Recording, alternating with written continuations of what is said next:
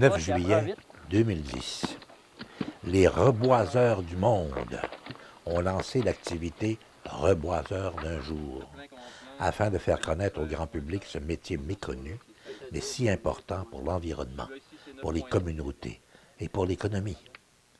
Après 3 semaines d'attente, les feux qui faisaient rage dans le nord du lac Saint-Jean se sont enfin calmés.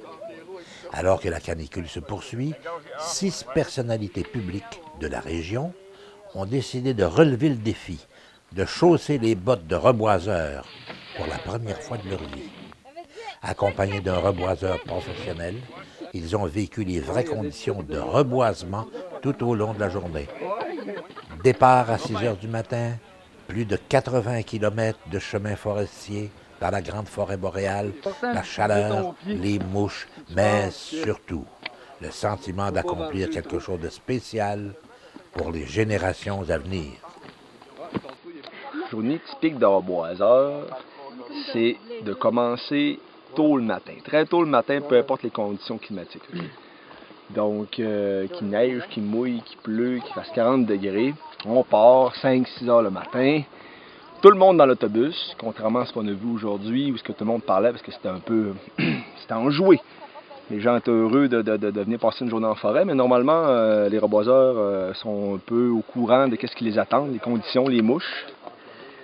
Et puis, en ce sens, c'est le silence total. Les gens sont couchés, les reboiseurs sont couchés dans l'autobus en espérant dormir une demi-heure lors de la route, au moment de la route. Arrivé sur le terrain, ça décolle. Tout le monde prend leur petit coin, puis le plus vite possible. Plus on plante d'arbres, plus on fait de l'argent, en espérant être satisfait en bout de journée, en espérant prendre un terrain qui n'est pas trop difficile, qui n'a pas trop de roches, qui n'a pas trop de pentes. C'est important d'utiliser ton pied.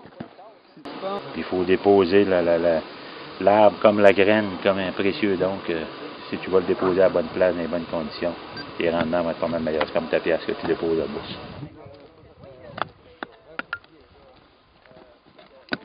C'est une lutte contre soi-même, le reboisement. Autrement dit, tu sais, oui, tu peux regarder ton compatriote, comment il a fait de cassettes à ta gauche, sauf qu'il reste que c'est toi qui vas toujours essayer de se surpasser soi-même.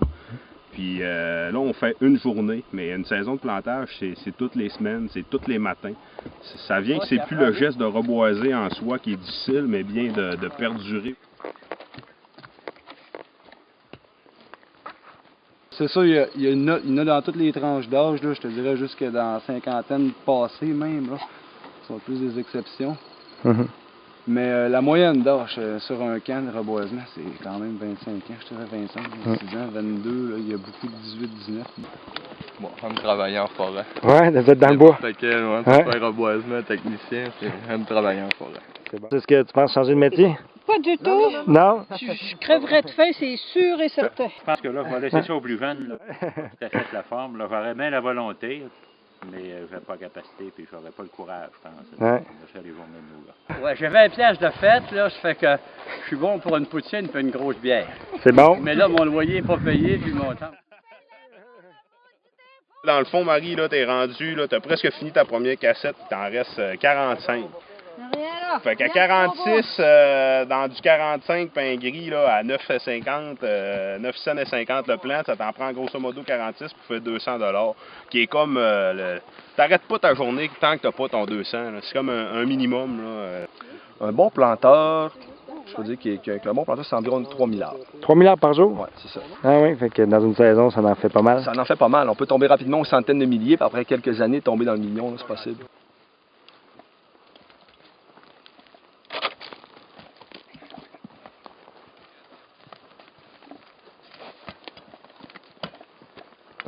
Au Québec, on plante à peu près 20 des superficies qui sont récoltées.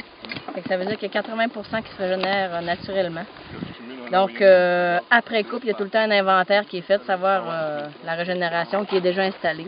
Fait que si la régénération n'est pas suffisante, bien là, c'est là qu'il y a un scarifiage, ensuite un reboisement. Okay. Ça dépend, il y a des essences comme le pain gris qui vont mal tolérer l'ombre. Fait que sous couvert, ils ne se régénéreront pas naturellement. Fait qu'automatiquement, ces superficies-là, on les reboise. Dans le cas de l'épinette noire, ben là, c'est un peu moins problématique, elle est semi-tolérante à l'ombre. Fait que dans ce cas-là, ben, il y a des chances qu'elle se régénère plus naturellement. C'est probablement là, le travail et l'emploi forestier qui exige le plus d'harmonie, l'harmonie psychologique, l'harmonie physique, puis de l'état d'esprit, de la disposition d'esprit. Il faut que tu acceptes de travailler avec les conditions de la nature, respectant ton corps, respectant le milieu. Je pense que ça prend un don de soi, en plus de toute la capacité que les gens ont de la dynamique. Je pense qu'ils font un geste de don de soi. Quand je sème mon jardin, je sais que c'est pour le manger à l'automne, mais ça, ces arbres-là, quand est-ce qu'on fait? C'est vraiment pour laisser quelque chose en arrière. Puis en bout de ligne, on retourne où est-ce que souvent en autobus à la fin de la journée, vers 3-4 heures, où est-ce que les gens sont heureux d'avoir accompli une journée productive qui a permis d'aider un peu la nature un peu plus à reprendre des forces. C'est un travail qui est vraiment difficile et je trouve bien courageux.